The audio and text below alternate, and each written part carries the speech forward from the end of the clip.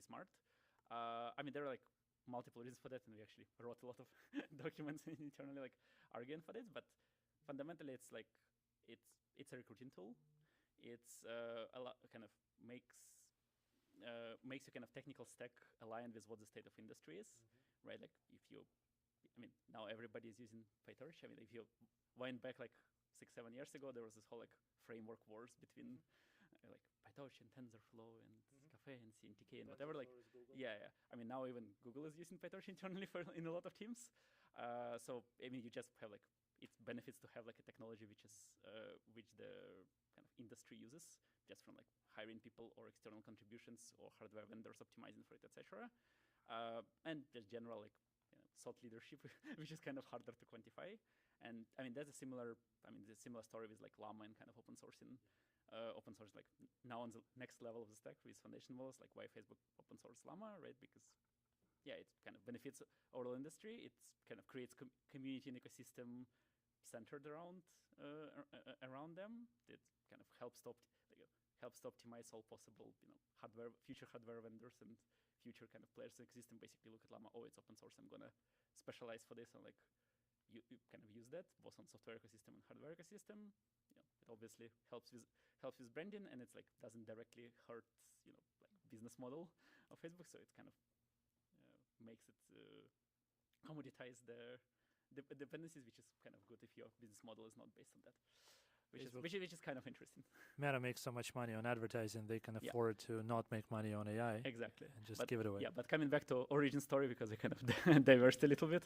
So we've been through this journey through kind of at Meta, and I mean, like when I say we have like multiple founders, and like they were, I mean, like a lot of them were kind of from PyTorch team, like adjacent teams. So we kind of worked through the journey of helping businesses adopt deep learning and AI, and it was pretty obvious that there is big gap between what product engineers can do and what like technology can do, and like but where the gap in tooling, the gap in know-how. So it was clear that there is business opportunity to address there, and yeah, it kind of makes sense to do it as a startup. So that was kind of the origin story.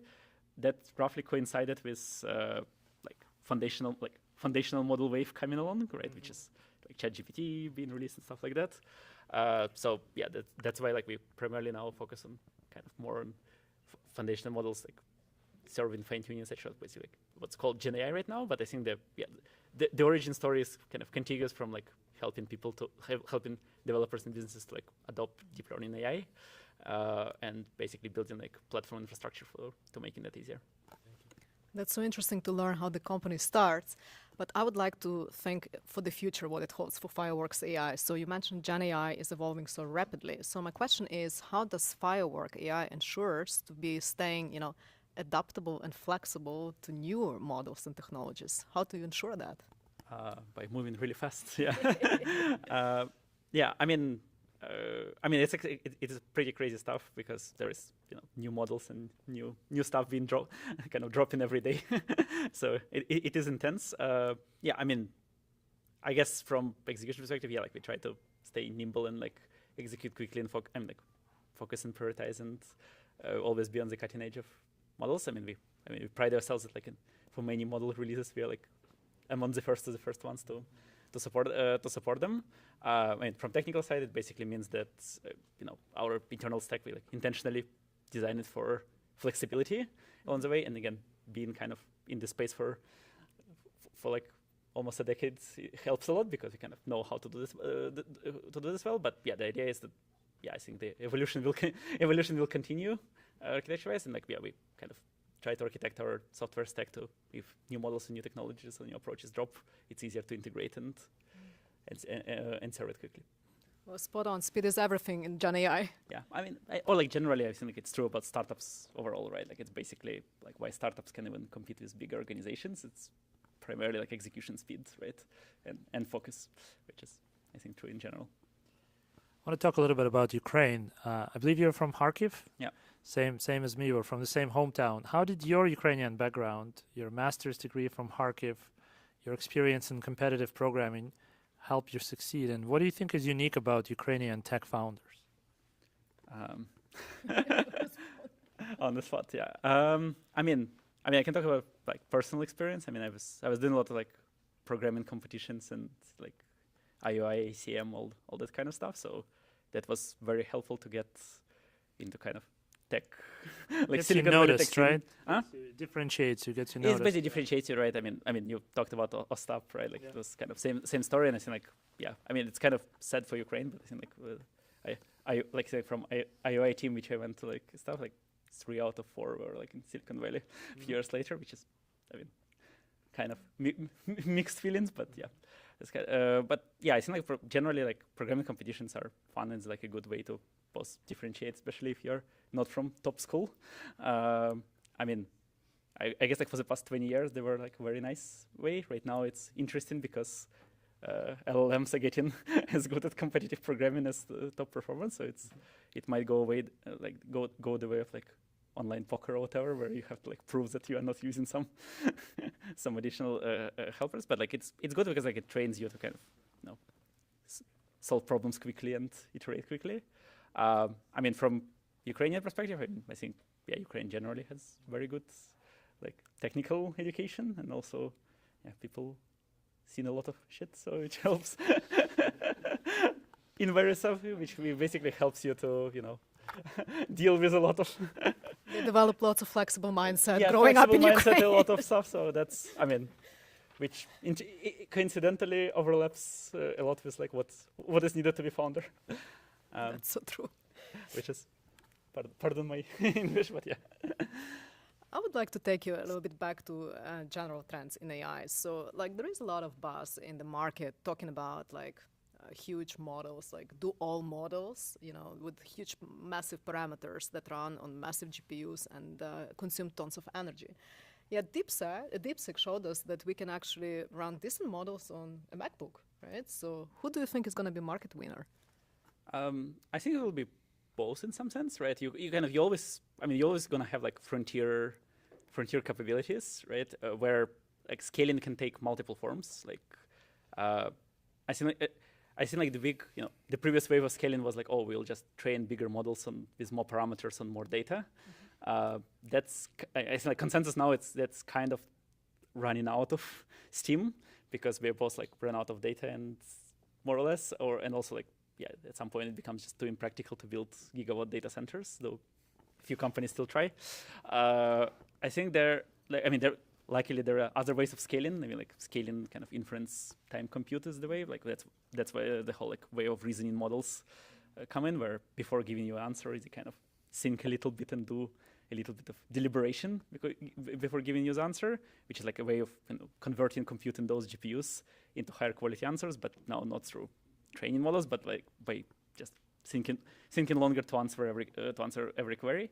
And I think like I think general trends is like more compute equals more intelligence. I think that's kind of the AI bitter lesson. Like I think Rich Sutton coined this term like with one of the veterans in the AI field. But basically, yeah, like if you use scalable algorithms and throw just more compute in, like stuff works. I think like as an industry we just like discover different ways of throwing more compute, and like even if like pre-training wave is kind of taping out, like yeah, the kind of reinforcement learning, like kind of teaching models to reason seems to be very promising and kind of it's still pretty early in the evolution, so there are like a lot of gains to be seen.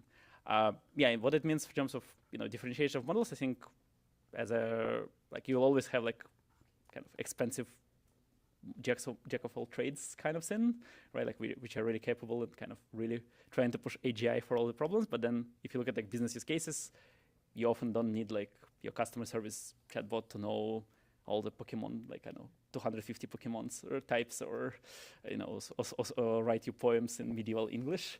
So you always have this like trade-off between kind of generality and performance on particular task, and yeah, just like economic forces kind of will.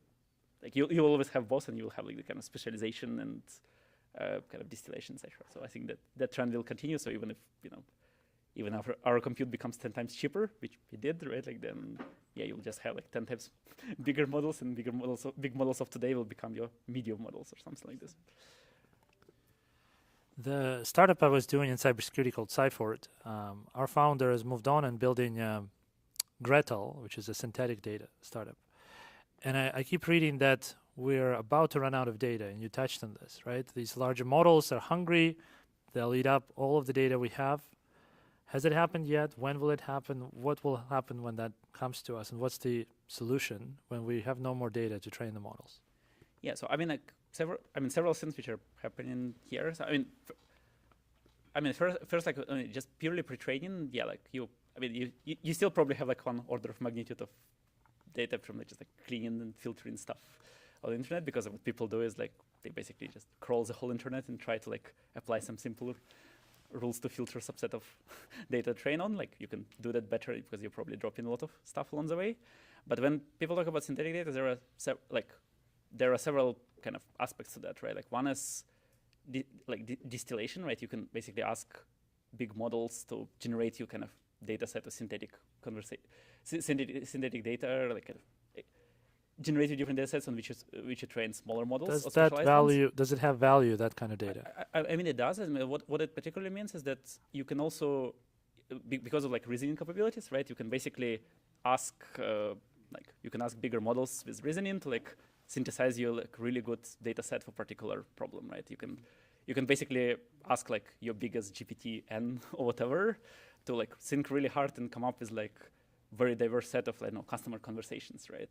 And then with particular support agent or something, and then use this like very high quality data set, which have taken a lot of effort to build by hand. Maybe curated with like some high level, tell GPT, oh, add more conversations like this, add more use cases like that, and then use this data set to train like a smaller model, which is more economical to run, etc. So I think there's a lot of trade-offs on kind of converting compute into like higher quality like data sets in some sense, and which we generally only like start to explore. And that's, I mean, that's generally like why more compute still equals higher intelligence. Yeah, so even though we're like maybe like close running out of just train on the whole internet, like after you train big model on the whole internet, you can then like pull more compute to kind of extract a very high quality like data sets, for example, conversations or mass reasoning traces or whatever, from that model for your particular task or like for particular use case, and use that further to train, which is kind of what's happening, what's exciting.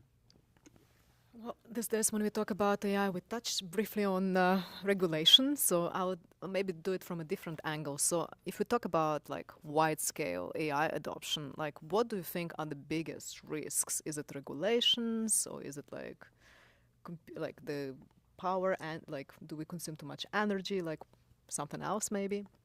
I know. I mean, I have kind of more like AI as a benevolent technology view. Like I think that like if you're talking about regulations, you need to like regulate not the models, but you need to regulate use cases and applications, right? Like if I mean, it's like a common argument, like, oh, if it's like electricity, right?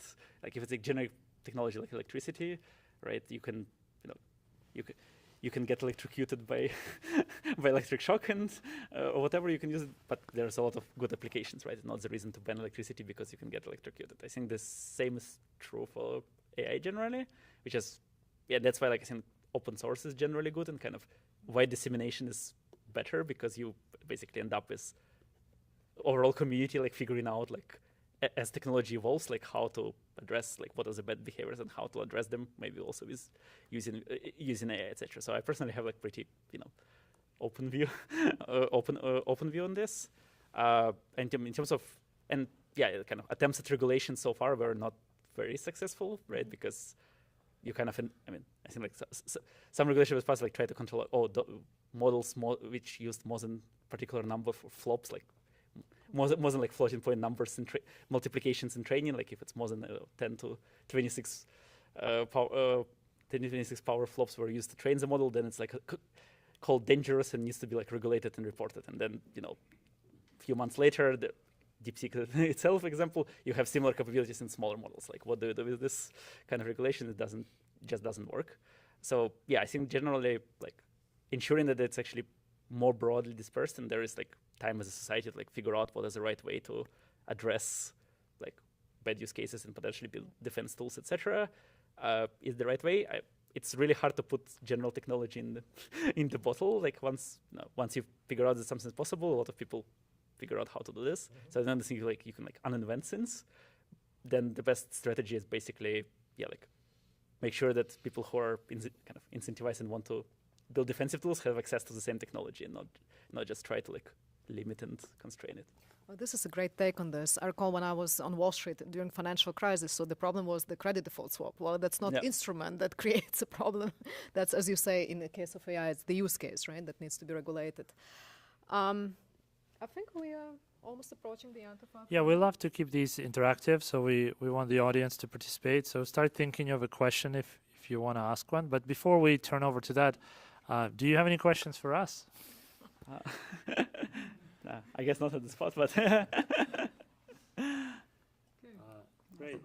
Or someone has questions. yeah, I don't know, or maybe like which Ukrainian founders' investments you're most excited about, or what is there? Maybe like one company which you're really excited about. Ooh, there are so many. There are so many. I mean, we are very excited of partnering with a company called Rivalia Bio. They're working on something very impactful. This company the technology comes of Yale, and they revive the organs for up to 5 days, and they test drugs on these organs, pharmaceuticals, right? So it definitely helps the research and helps to advance development of the drugs. So I'm very, very proud for this company that we partnered with. Everything in healthcare seems to be very exciting. It has very strong defensibility modes around data. So we have founders here as well from our healthcare portfolio companies. Nick, yours? We haven't invested in this one yet, but I think the founders are here. I'm interested in IP property rights for large companies on AI-generated imagery and content. So I look forward to seeing their demo.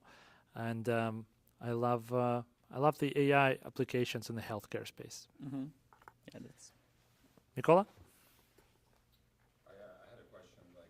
Maybe we will take the microphone. Sounds great. Please stand up and introduce yourself. Hi, I'm Mick. Question, what are the things that you believe maybe in AI that maybe not many others believe or goes contrary to other beliefs in the industry? It's a lot of buzz. What are the things that are contrarians? Contrarian, okay. Or somewhat, doesn't have to be I don't that think like contrarian somewhat too. contrarian. I mean, like what we talked about regulation, I think, and like opening up. I mean, it's not very contrarian, but it's like against. I mean, it goes against, I guess, what people try to, especially like bigger companies, try to advertise as a government policy. Yeah, hard to come up on the spot with something like very contrarian.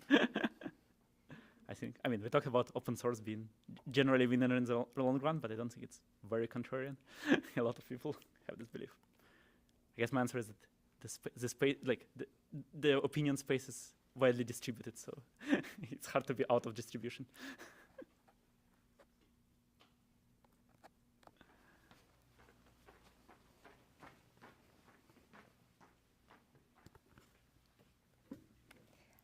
With AI. Oh. Yeah. Okay. So. But you say in the mic because we do recording. Oh, I see. Yeah. So with AI, kind of reducing the number of like time and effort to build things, right? And there's so many competitions around AI. Now it kind of shift into distribution and also be able to sell, right?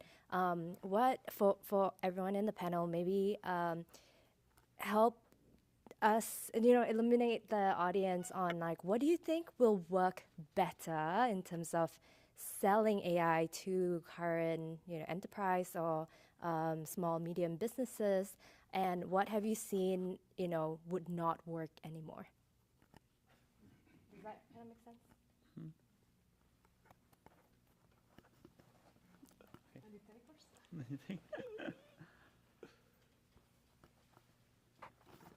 The question was, what would work better on selling AI to big corporates and what wouldn't work anymore? I don't think there's any problem selling it to AI. I think from the stats I'm seeing that, 70, 80% of AI of corporations are already adopting AI or in various process of adopting it. I think the value of it is quite clear. And it's there. Some of them are held back by the security of it. But I'm not in the game of selling AI to corporates, so I'm not the best person to answer this question. But I question the premise of, is it really a problem?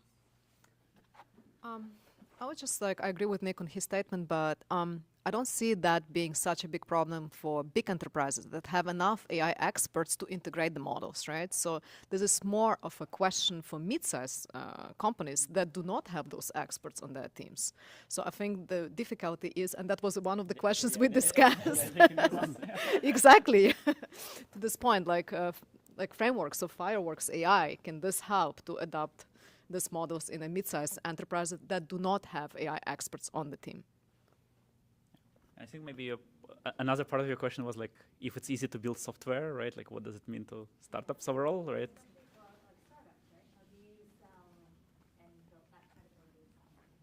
Yeah, I mean, first of all, I think the claims about like software being fully automated is still exaggerated, right? So I think what's like it does help you to move 10x faster if you know what you want to do. And that's actually good for startups, right? Because if you have some conviction and idea, you can like prototype and implement it really quickly.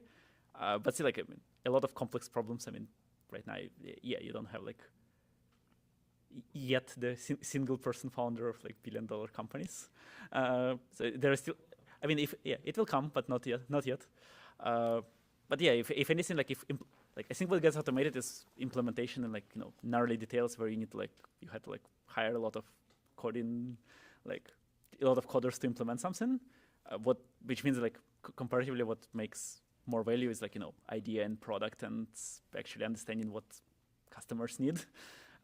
So if anything, it just, yeah, I think for startup ecosystem, it just, I guess, like increases iteration rate, right? Increases learning rate, right? So you'll see smaller teams iterating faster and finding like product market fit. It makes it harder for like, you know, if your product is just like a bunch of not very complicated software, which took a long time to build, like that will get more commoditized. So it needs to be based on like either unique product, inside, or yeah, existing distribution, or like some unique data advantage, etc. But I think that on the other hand, like, you know, all the advice for startups was always like, you know, build something people want. Is not like implementation is not the biggest stuff. So it just makes it even more true and allows maybe like smaller teams to kind of follow this gospel. Yeah. But to be a devil's advocate, if I were to say that students today don't need to learn computer science anymore at all because LLMs will code better than them, would you disagree with that, and why? I mean, I would strongly disagree with this, right? I mean, it's basically, you know, I mean, a few examples. Like one of the arguments, like, oh, you don't need to like understand how computers work because you'll be using higher level programming languages before. I mean, like, yeah, it gets you some far, but like you need to still build mental models. Like the analogy would be like, yeah, you probably will not end up coding that much day to day on like boring tasks, right? So you would shift you're shifting your time more on like kind of tech leading architecture kind of sense, or like more like PM kind of direction. But it's like if something goes wrong, you still want to like have enough mental model to figure out what's going on, right? Basically, if AI is your coder, right, you don't want to be in a situation like, and you are trying to build tech first company, you don't want to be in a situation of like being like, you know, non-technical founder who has like engineering like IT team, and they tell them something like with no idea what those guys are talking about. If something goes wrong, like I have no idea how to debug, right? You don't want to be in that situation, but instead of hiring a lot of like mindless coders, you can like try multiple ideas with fewer people. I think that's the leverage. Like reformulating this, you know, if AI is like vibe coding, like what do you do when vibes are off, right? And like how do you debug it? For those who don't know, can you define what vibe coding is? Yeah, vibe coding. I think it was like coined on Twitter, I think by Karpatia. I don't know, maybe maybe somebody else. But yeah, the idea is like when you're like trying to build something using, you know, current like AI assisted tools like Cursor, and basically instead of actually looking at the code, you just like prompt the LLM and like look at the results, like, oh, it looks good, and like doesn't look good, okay, like go fix. Like if something doesn't work, you just tell it like go fix it and repeat it until it kind of works. So you code based on vibes, not actually reading the code itself. Thank you. Next question was. Yeah, I have a question to Dima. So Dima, you said you are in. If you stand up and introduce yourself. Yeah. Hello, my name is Andriy, and I have a question to Dima. So you said you are an AI believer, right? So what makes you be so optimistic about that? I don't know. I mean, like it just I mean, like you just repeatedly see that like on many tasks it works in practice, right? And like rate of I mean, there are all these charts of like rate of improvement, etc. Yeah. What do you mean by believer? Like, But you also said that regulations are not Oh. ready, right? And the risk is high, right? And for example, the latest version of Grok didn't have alignment at all, and everyone could get a recipe of chemical weapon, for example, right? Before they fixed it. So from this standpoint, impact is going to be tremendous. Sorry? Did they fix it? Yes, they fixed it a few hours later, Yeah. but some people could get some interesting information. So from this standpoint, the risk is going to be so high that I mean, like I honestly like don't buy like it can tell me how to build like atomic bomb or nuclear or like whatever chemical weapons kind of argument, because like if you actually have like intent to build chemical weapons, like you will find this information, right? yeah, like, but it's gonna be easier now. yeah, but I don't think like access to information was like a bottleneck even before to that extent. Like what I'm more worried about is actually like bots on social media is like very practical problem, right? Like, and because they're actually like cost of hiring, farms in some countries to do, like to post comments on every post. Like that was actually like that labor was a bottleneck, and now it's driving down. And that's actually like much more practical risk for all this like, this disperse of like regulated knowledge. Like, I mean, in the end, like that Grok was trained on the whole internet. Like you probably can. I mean, I didn't try, but like you probably can use Google or Brave or whatever other search engine to find the same information if you wanted to. So I think that one is overblown. I think what is real is like, like kind of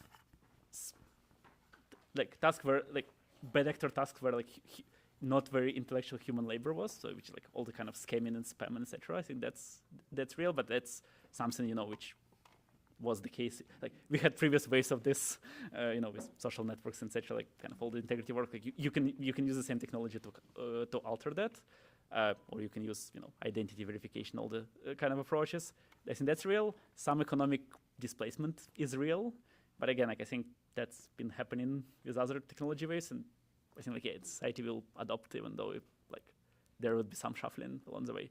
But on the other hand, if there is a lot of jobs which are just manual, like not very intellectual work, like that's maybe good that they're automated and you can focus on more like interesting things. Might create more jobs than every place. Yeah. Or close to it. I mean, like it's the same thing. Like there were like tons of, calculator was a job title back in like 40s and 50s, right? And you would have like this usually ladies sitting in the basement because they're like more meticulous or whatever. But you would have like in 40s like the whole room's like sitting like doing calculations by hand, right? Like all of those jobs were automated, but we still have much more like white collar work or whatever, and like there would be like maybe more service jobs or whatnot. But I think That will be the last question. Yeah. Okay. Hi guys. Nikhil, this side. So I have two questions. So what? sneaky. Yeah. So. yeah. So, like, what is the top enterprise use case are you seeing currently, other than knowledge base, retrieval and whatever? And the other is, so I'm a startup founder. So how can we like effective way of, your, suggestion that how do we get, foot in the door in big enterprises? How do we get what? Sorry? How do we sell effective way of selling to big enterprises? Oh, selling. I see. Okay. I mean, for use cases, I mean, there are. I mean, definitely coding is like a huge use case in various forms, right? It can be like general purpose coding use cases, or it can be like specialized. A lot of software products have like some kind of DSLs or languages or whatever, right? Like so kind of text to SQL or like whatever kind of assistance. I think like generally like kind of copilots and coding is like one use case of that. Is big bucket, like kind of customer support or like agents in general. It's not. I mean, like there it varies just from adoption because there is kind of higher risks, higher tail risks. So a lot of people are doing this, but maybe it's haven't hit mainstream that much yet. And what you mentioned about the crazy augmented search and kind of like retrieval and kind of like creative writing. I think like creative writing generally doesn't need that much specialization. It's just general models work. kind of like augmenting this with retrieval and context is like another kind of big bucket of what people are doing. So I think those are, I mean, kind of pretty obvious buckets. I mean, in terms of selling, I mean, depends. Are you talking about like more like B2B sales? Yeah, I mean, like find some use cases which are, I mean, we are approaching this more from platform perspective, right? But I think generally, like, yeah, find some use cases which, you know, those folks have, right? And like show how you can make them 10x better. And yeah, like B2B sales are hard. You need to kind of talk to a lot of people and find your right like co-design partner and somebody who is actually excited like to do first iterations, and then it gets, I mean, then you can scale from there. But yeah, like find some like team or some pocket somewhere in the company which have this problem, right? And who would be like really excited to partner with you to kind of co-build solution. And that's kind of initial co-design proof of concept is very valuable because that allows you to like go and sell it after that to other companies. I mean, that's like general B2B playbook. I think it applies to kind of AI use cases as well. Or, I mean, there are also examples of like doing like, I mean, we talked about Cursor, right? There's like more like product-led growth too, kind of more coming from developers, etc. So I think like the playbook still applies, just like you can scale them faster if you wanted to. Yeah. Hi, my name's John. Thank you for organizing and coming to share your thoughts. First, my question for all three is, what are your thoughts on MCPs and how can startups take advantage of them, and any MCPs that you're excited about? And for context, MCP is model. You guys have context? No? Model. You're talking about model context protocol, right? Yeah. There's like a way which Anthropic released for like extending functionality of Claude, so kind of exposing external tools to the like for LLM to call. I think it's a nice interface. It got a little bit overhyped on Twitter, in my personal opinion, over the past like months. I think they're like, I mean, it's basically like a nicer interface to tool calling in some sense, which is, yeah, it's more convenient to build and it has like nice SDKs in all the languages, etc. I think it's fundamentally still like needs your LLMs to be very good at tool calling. Claude is pretty good, and we also, I mean, coming back to like specialization in specialization stuff. Like I think we've seen like very good results in kind of using reinforcement learning to like improve kind of tool calling capability. And for those who like not in general, like what I mean tool calling, what I mean by tool calling tool use is basically if you ask LLM to do something, it's like a way to teaching it like use external tools, so like go call some API to solve the task, right? So you can ask it about, I don't know, what are like analyze me like top companies on market, and it will like go ask some stock exchange for current stock prices, and then go maybe like fetch some documents about every company or earnings reports or something. So like, yeah, I think like basically we like iterate, like as an industry, like iteration is the best way to like train models to generically use the tools, and like having a convenient way of exposing tools to the models. Like MCP is a good way to like exposing like nice interface. But yeah, I know it like got, in my opinion, too viral on Twitter. Like tool use was there before, and it's kind of nice that they're creating an ecosystem, but it's not like as fundamentally game changing.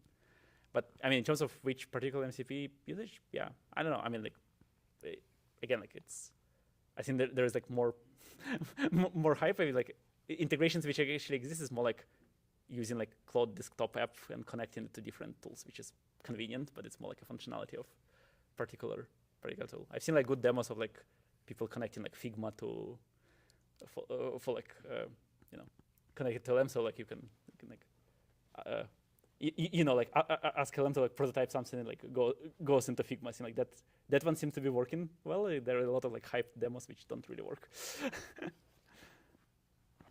All right, guys, our time is up. Dima, thank you so much for your insights, for sticking around here, being so generous with your time. We know how busy you are and how things are moving fast in your industry. Yeah, there's probably a model dropped in the past hour. No. That's right. And thank you so much to audience for sticking around and asking all these great questions. Thank you, guys. Yeah, thank you for having me. Yeah, thank you. Now we will have the part where we do the demos. Let's check. Do we have all our companies? First, Xnode. Yes. Carbon Copies AI. Divinia, Future AGI, Open License, I know, Copy Signed. Yeah, I not missed someone. Okay, so we have the list. First, let's start Xnode. The requirement is 3-minute demo and up to 2 minutes questions if will be.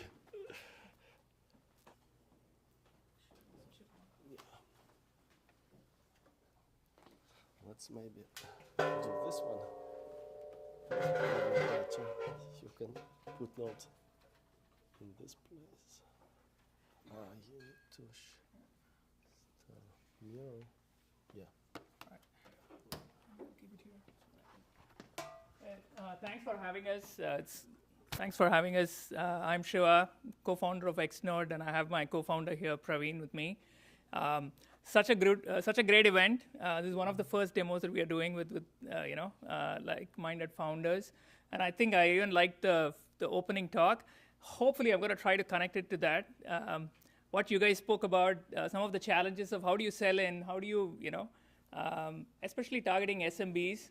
If you have a large organization, like the problem that we are trying to address is that if you're a large enterprise, you actually have a good team, set of engineering teams. So you could use tools like Fireworks or Replit, Cursor or whatnot, right? Like because you have an engineering resources, you have access to AI. But if you're a small organization, you're going to face challenges, right? Inconvenience of a bad workflow is there across all sizes of companies, whether you're a large company or a small one. Large companies especially have resources, but small and medium companies don't, and that's where Xnode comes in. So Xnode is an agentic platform. What we are trying to do is we are trying to build an agentic platform that allows you to orchestrate workflows using agents, but without any code. So again, I'm not an engineer. The whole idea of how our design ethos is like, how can Praveen is a doctor? How can users like Praveen and I can actually work in a small organization and build and run agents if we don't know anything, right, from a coding standpoint? In order to solve for that, what we did was we've created this platform, Xnode. Everyone's familiar with the ChatGPT interface, so we started with that. So it's a basic chief of staff agent, right? This agent is going to help you run your day-to-day. But where it becomes interesting with Xnode is like we've created functional blocks behind that will allow you to do some really complex tasks, right? So if you go to Xnode, of course, Xnode is live. If you guys want access, please let us know, and we can give you guys access. So what we've done is we've created some really complex challenges that companies face, and we've tried to simplify it. So the first thing that we've done is we've created a template. So organizations can create any template that they want. They can create dashboards. Most organizations create emails, repetitive, program docs or whatnot. So you can templatize all of that and upload it. It's super simple to do it.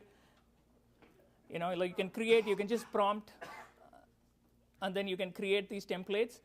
And the way we are envisioning how users are using template is that if you go through your own process of going about doing your work, is that like you have your information or your context sitting in different clients, right?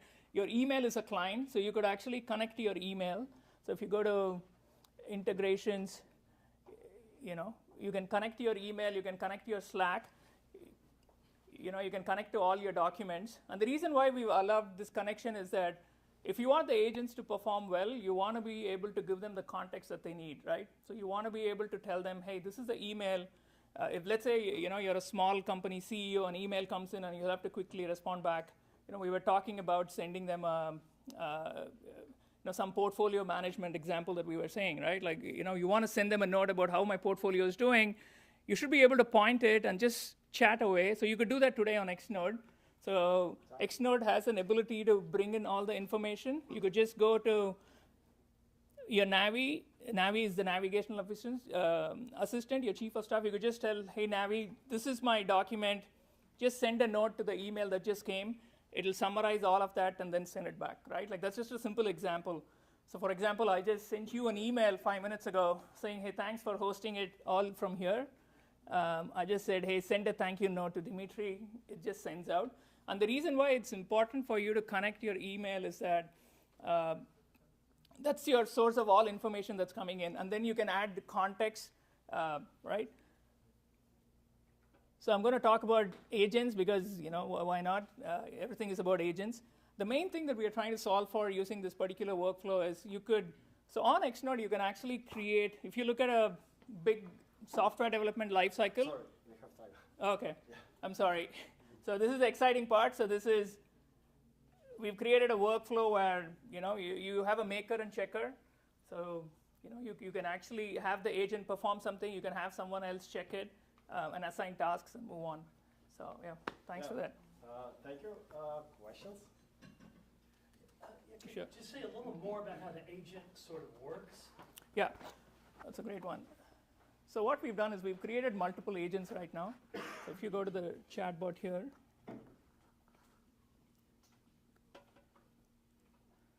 right? So you have different types of agents already pre-built. So you have your analyst agent. So you have a market research agent. This basically does deep research, right? So for example, I was just trying to, I just pinged it 5 minutes ago saying, hey, give me an overview of the whole bike market in India, and then it'll do, what a deep research agent does. So what you can essentially do is create your custom agent using this. So if you prompt the chief of staff agent, it'll try to understand what you're asking it to do, and it'll custom create an agent for you, right? And that's the specialty here, right? And we are model agnostic, so you can choose which model you want to use. But essentially, if you're a small or medium-sized company, you're trying to look at a particular workflow and you're trying to automate it. And what we want to be able to do is we want to give the owners the ability to say, hey, like for this particular workflow, I want the agents to perform. I want one agent to do this task, one agent to manage email, one agent to analyze something, and the other agent does something else, right? Like, so we also have the ability to do text to SQL. So anything that you could do, if you think of a small organization, you want to interpret data, so you can do that on Xnode. So we've tried to dumb it down in a way that it's easy, if you're non-technical, to still be able to invoke agents on the platform. And is the primary way you interact with the chief of staff agent? Yeah, yes. The primary way you so interact. there's sort of an org chart. Yes, you're right. Because, again, like I was saying, like we are trying to solve for it from the point of view that if I'm not technical, small organizations don't have AI. If anything, they don't have engineers who understand deep learning and things like that, right? Like, so they just want their problems to be solved. Like, if you look at things from that lens, how can we solve for it? You want to be able to give your one agent, the chief of staff agent, the ability to say, this is the problem that I want to solve. It should understand, break down, and that's what I was showing you, the workflow. Sorry. It can break down the whole workflow for you. And then you can, of course, you can customize all of that. Very cool. Thanks. Yeah, thank you. All right. Thank you. Next, Carbon Copies AI.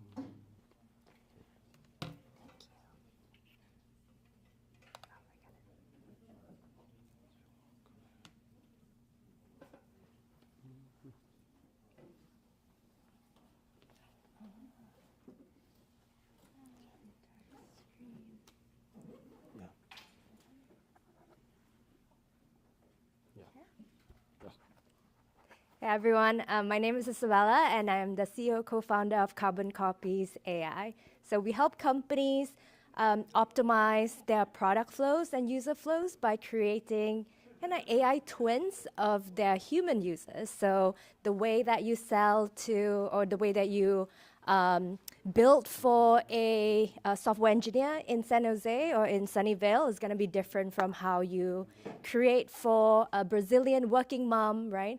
Different types of payment method, different consumer regulations, different consumer behavior and preferences.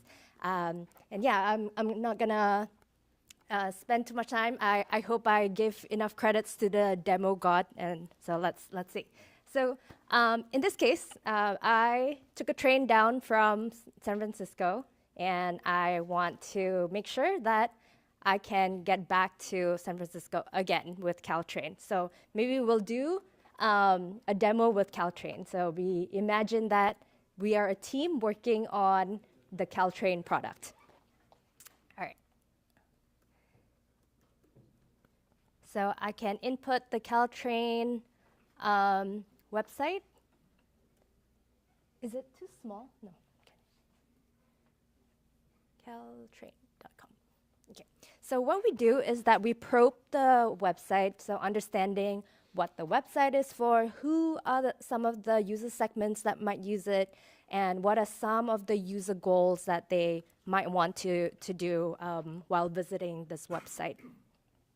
Okay, so we generate a few user goals, and in this case, plan a trip, check service alerts, or look at fares. So let's do plan a trip. And say I am a commuter. Okay, let's change this.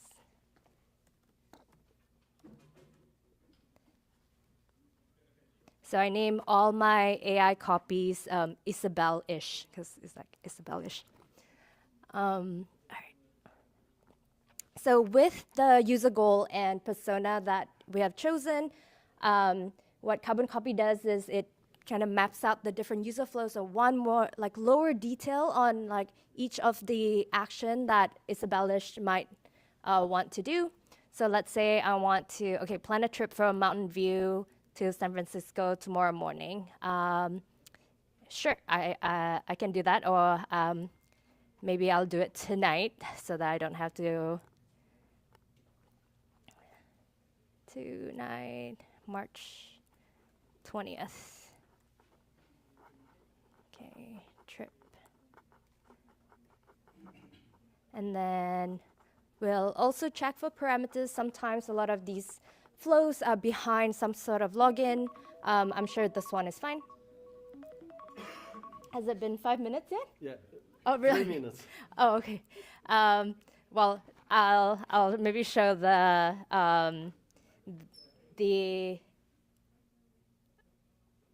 results quickly. So we kind of go through the website and be able to look at the how the agent is clicking through it. We have the persona insights, like what they observed and thought, as well as the UX optimization for it.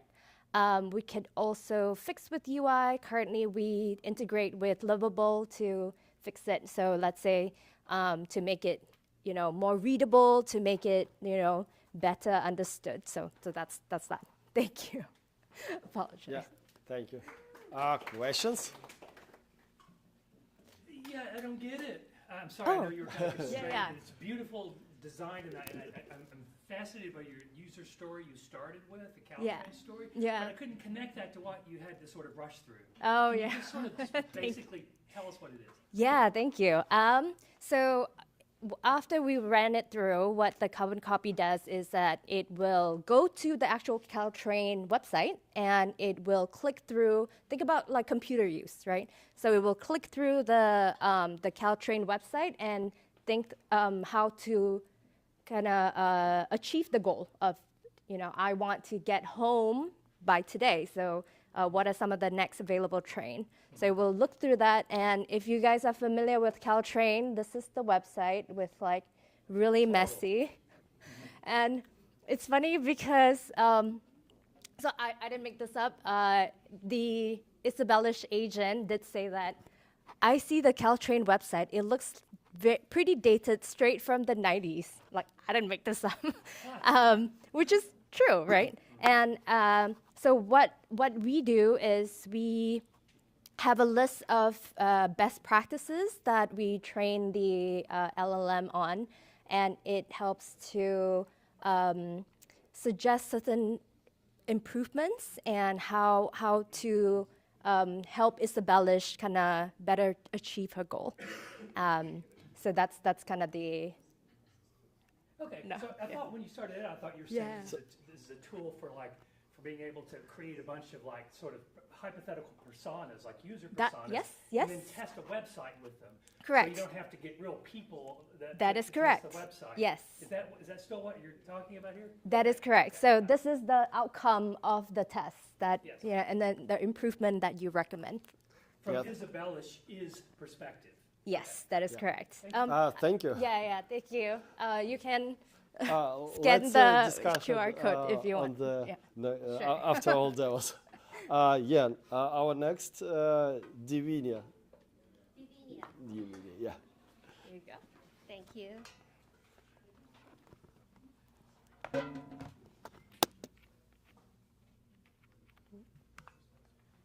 I promise I will be fast. I think my product is pretty straightforward, but we'll see. You know, as a founder, my name is Jifa. I'm the founder, the CEO of Divinia, and I've been working in the field of AI and NLP for over 20 years. So the recent advancement of AI is absolutely exciting for me, because when I graduated in 2006, people didn't know actually exactly what NLP was. So very happy to be here. Thank you all. And I think one of the panelists also touched on this. I think one of the biggest impact of AI recently is actually it's drastically lower the cost of content creation, right? So, and when it works, it's really cool. You're making movie or stuff. But there is one problem. For businesses who need to deliver actual authentic content to their target clients, that doesn't really work yet. Because like just how many of you, like for any AI generated content, you think you can just trust it?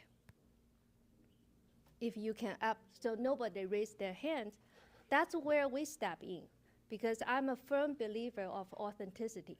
For business to convey any product information to the client, it got to be authentic. Imagine you are a car dealer. You have someone who asks for a video about the car you are selling. What's the compelling highlights? How the car look like? Can you generate some pictures? Can you just randomly make up some pros and cons? No.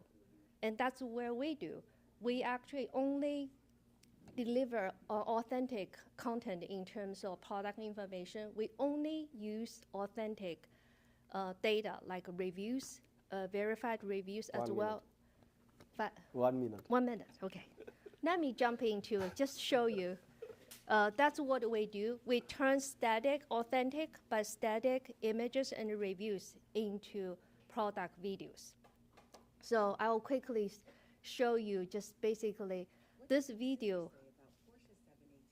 This video basically was generated using static images we crawled online.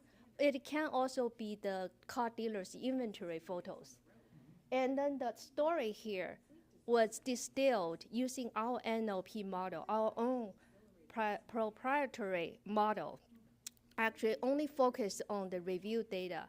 We automatically identify all of the cool things people talked about this car. And this is not a ChatGPT script. Even though we do have a generative model in generating the language, but every single line is corresponding to authentic highlights that consumer actually mentioned in the review. So that's our product. That's how we differ. Yeah, thank you. Thank you. Yeah. Questions? Yeah, what's it for? It's obviously for producing more than car advertisements. What's the general sort of problem space that you're Yeah, so it actually applies to all e-commerce. So it's not just the cars. It applies to hotels. If for anything consumer would want to buy, right? So anything that has reviews, has data where we can analyze, we can actually pull out the true pros and the cons. So the significance of the reviews, is that this is your authentic sort of data that you're producing. You're not going out looking at product catalogs or sales brochures. You have some way of going and scouring around and finding authentic reviews, and then that produces the content for it. Yes. Now, within the content that you produce, the audio, is there some way to go back and for someone to say, okay, this particular claim came from this particular source? Yes, we can actually show the exact review codes. Actually, the same information, we can use it to make search, NLP search. So this is a kind of search query that our search engine will produce the same. I'm using the same car domain as an example. If someone search sports cars with a great sound system, our NLP engine will analyze, and knowing that you care about whether it's sporty, whether it has a great sound system, and all the results it returns. It highlights these are the high positives people talked about this car, and each of them evidence is super important. So if you look at blogs, to Google reviews, to Yelp, to exactly cars.com, KBB. So we have a robust engine that actually crawl all those web reviews, images, anything, and put them together. So it can make search content, it can make SEO, can make video content like what I just showed you. Yeah. Yeah. Thank you. Thank you. Thank you. Next one, future AGI.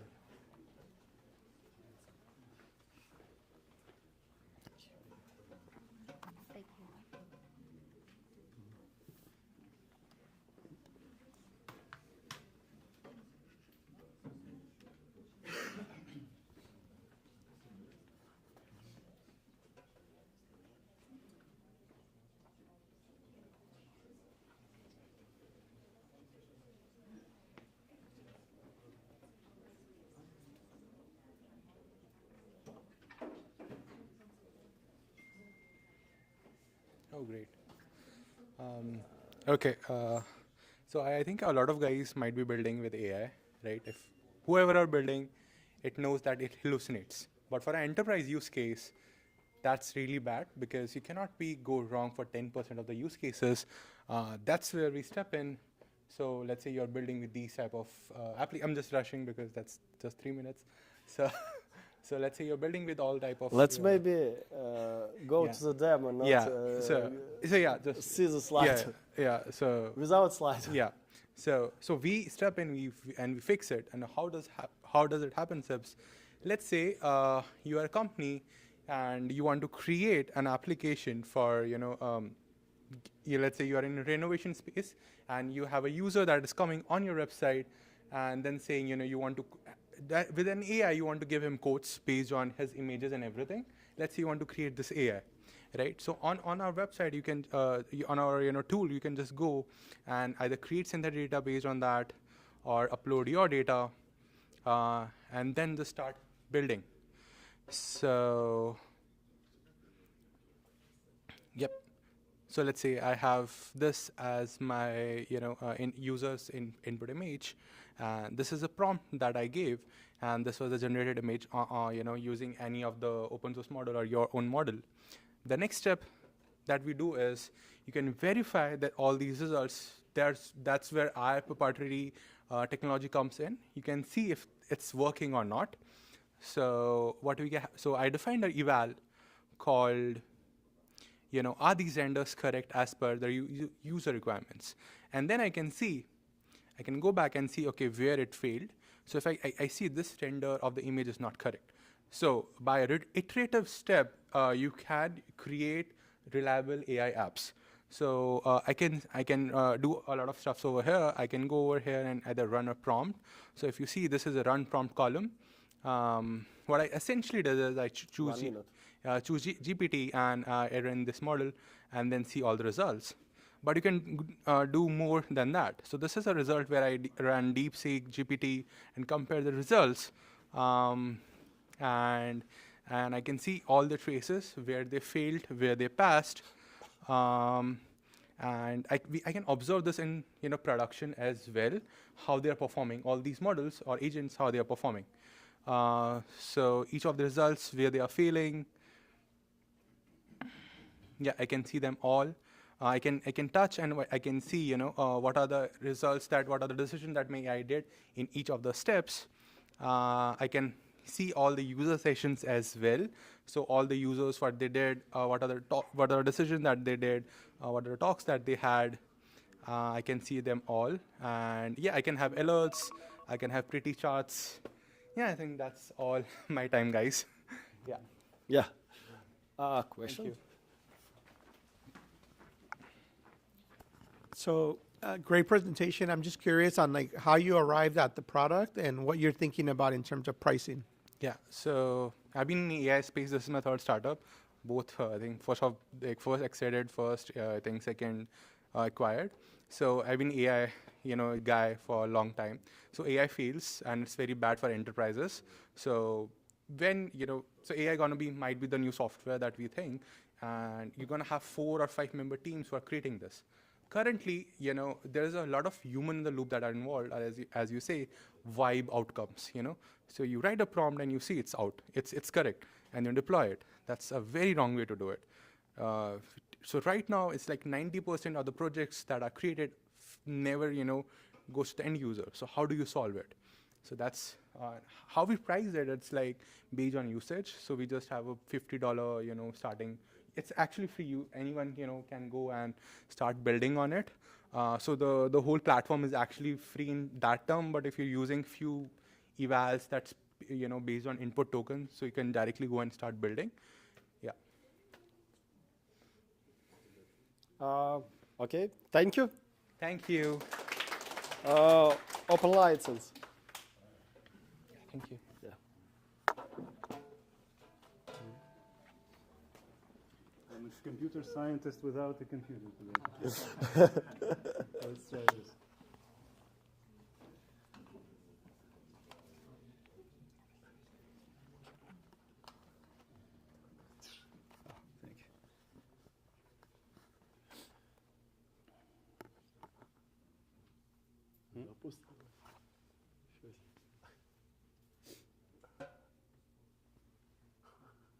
Okay. Okay. Can I stream the screen somehow?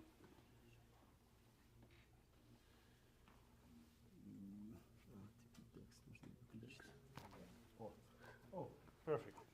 So I'm Volodymyr Selyuchenko, founder of Open License. And before I start, I would like to continue the question which was discussed at the panel.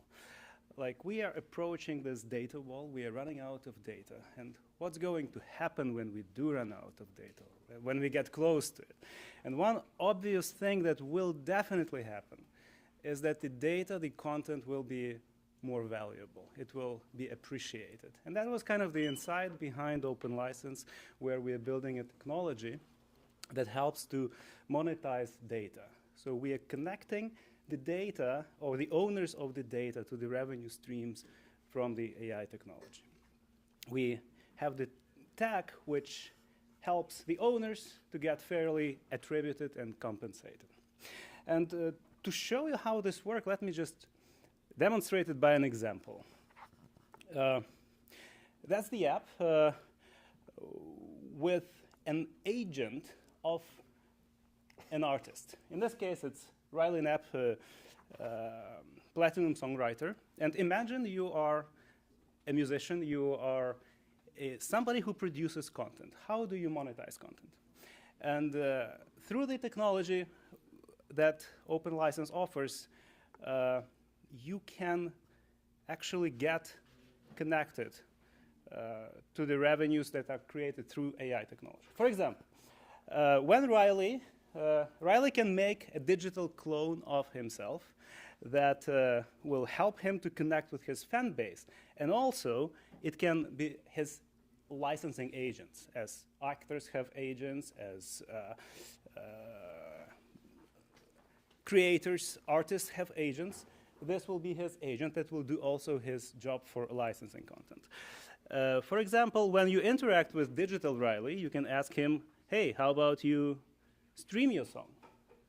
Or something else. How about you create a cover version of your content, of your song? And how many platforms that you know today that can do just this? The very simple prompt, you want a song of your favorite artist with your lyrics. It's impossible today because AI companies are in a great conflict with the owners of the data. So all these Suno, Udio platforms, they cannot do it just because of this. So if through technology, the owners of the content are connected to AI. That becomes possible. And when a new song is created based on Riley's music, Riley's original content, Riley gets compensated, Riley gets attributed. And in this case, he would receive like 82% because this content was created based on his original content. And when this new generated content is created, we attach provenance, metadata to it. And we extract out of it what we call content DNA, which helps to establish this link between the original content and between the derivative content. And when this content, I am his fan, for example, choose to monetize it, upload to Spotify, Riley, through conventional, traditional means, can extract his royalties that he truly owns and get paid, get compensated. And of course, through agentic workflows, you can do many, many more things. How you interact with the artist, how you can make illustrations and videos. So all these things are like pretty much conventional, but also it can help Riley in more ways than just interacting with his fan base. He can also monetize his content, and he can also like sell tickets for his next Friday's show. So yeah, in a nutshell, that's how it looks like. There's just one example, and the tech expands much more than this.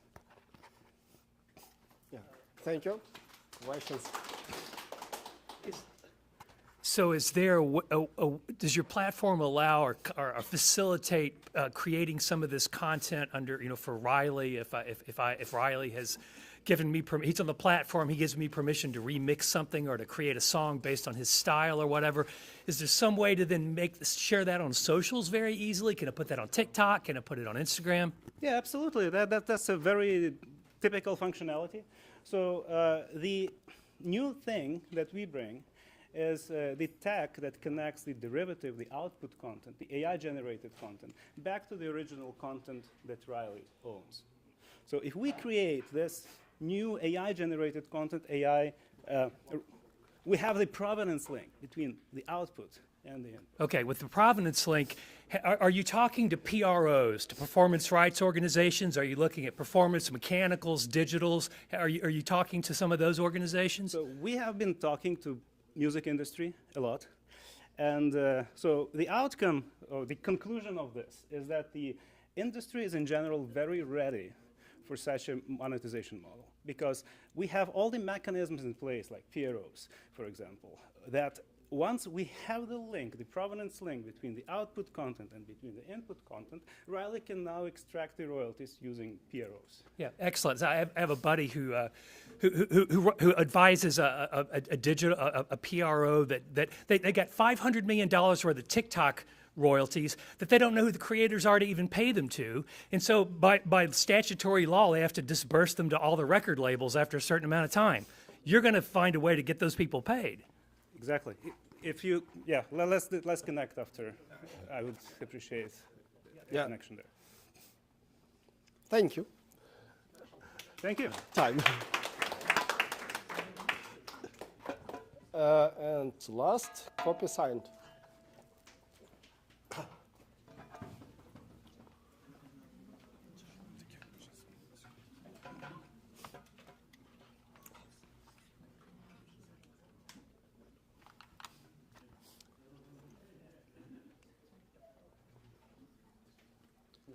Hi, I'm CTO of CopySite. My co-founder Tommy is now in LA talking to movie studios and fashion brands. And I know from first-hand experience of being a software engineer that Gen AI cuts down development costs, but even so, it cuts down the cost of creating digital content. But the issue is that most enterprises still don't allow it, especially in the production environments. And one of the biggest reasons is copyright. US Copyright Office says that AI-generated content is not copyrightable unless there is a significant human involvement. And the other issue with it is when you generate content, you don't even know if you own it because most of the models are trained on a very wide set of data that oftentimes includes legally obtained copyrighted content that the foundational model providers chose to train it. So today I want to demo part of the pipeline that we're doing for the enterprise clients. Allows them to verify that the content they create is safe and legal to use. So let's say you're maybe a marketing agency for a fashion brand that's designing a new perfume ads, and you want to throw something in there. It immediately highlights that you have a couple characters that are, sorry, it's my network filter. Privacy first. As you can see, Pokemon's, Pikachu, and I forgot to pronounce it. But anyways, owners, respective copyright, Chanel trademark, and my co-founder traveled to New York to Chanel's headquarters last week to have a demo with them, so it wasn't chosen for a reason. And then, or maybe you're doing things for the Nike. And what we did find is certain models, for example, Flux in particular. Flux are the people behind Stable Diffusion. Anytime you try to generate a shoe, it generates Nike shoe. Not much variety in the training data, you can tell right away. And this is one of our favorite. It's Punisher. It's a Winnie Pooh with a Punisher short on, stylish, but totally illegal to use in any commercial content, or maybe something like this. Huge, but violates somebody's copyright. So basically, this is part of our pipeline, and we first make sure all the content that AI model generates is safe to use, and then when they work through our pipeline, we document every single step of creation and create basically a document that proves that this is a human involvement, this is what they created, and they own it. And that's us. Yeah, thank you. Thank you. Questions? So what's the 95%, 85%? Like, at what percent is it actually a problem? So, kind of from what we determined, and this is so far, we have a lawyer on staff. He's a former head of IP at Snapchat. So is my co-founder. We settled on 70-75% just based on kind of like his experience dealing with copyright law, what it visually seems like. But we did notice that most of the things that are infringed, they're in the 85-90% anyways. So most of the times the guidance is if it's above 75%, no. If it's below 75%, consult the legal team. We're not saying yes and no. We're just giving companies guidance on whether they can proceed with it. More questions? So I understand that right now it's a lot of identifying. Are you guys will also suggest like how to be not? Sure, yeah, good question. So most of our clients are well established and they usually know what they're doing. So our bigger pipeline is a tool that actually helps them go through the ideation and design stage, where we can give them access to the models. Some of the models are fine-tuned, but it gives them that ability to put human creativity in that allows them to copyright it. Basically, you're not just prompt engineer. You can throw in a sketch and it will continue from the sketch. You can do in painting, design, and then we document all those steps. So it's a Photoshop plugin, but basically it leverages the identification to make sure the stuff they create is novel and doesn't violate And copyright. is it only like images or videos? as well? Images, videos, gaming assets, pretty much any kind of visual arts.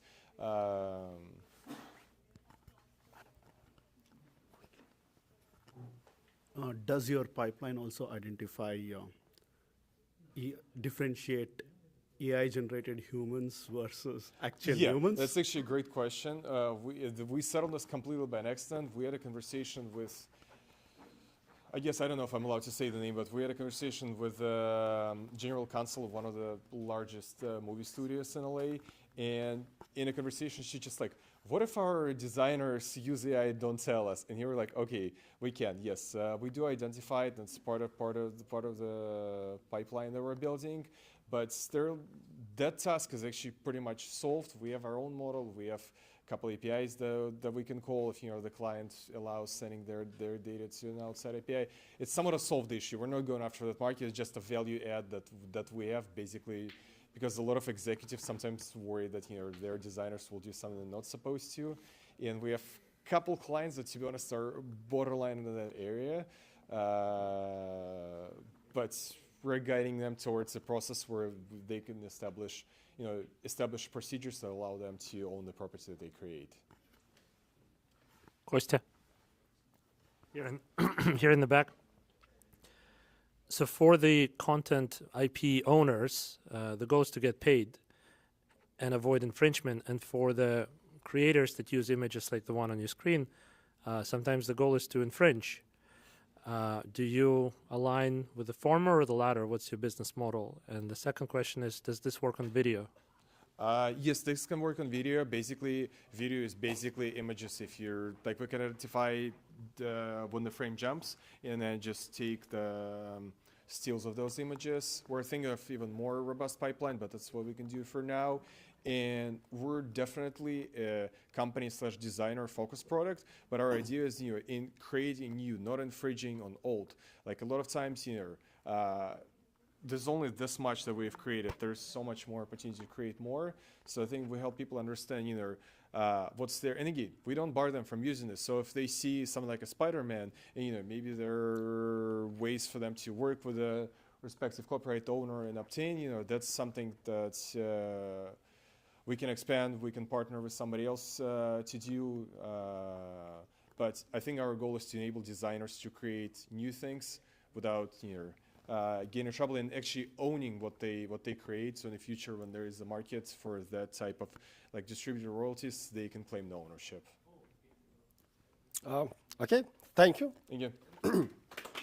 Yeah, it was last our demo today.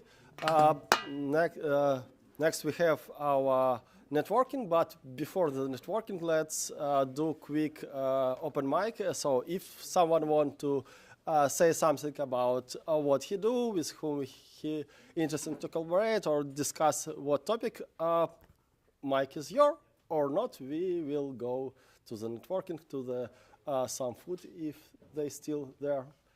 Yeah. Nobody.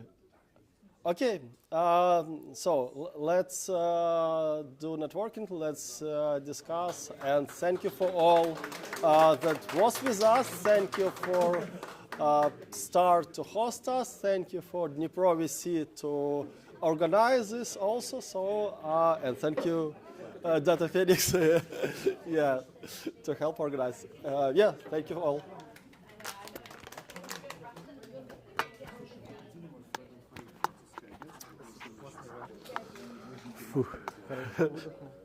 Блин, горло схватило. Все? Давайте я быстренько сложим. Я хочу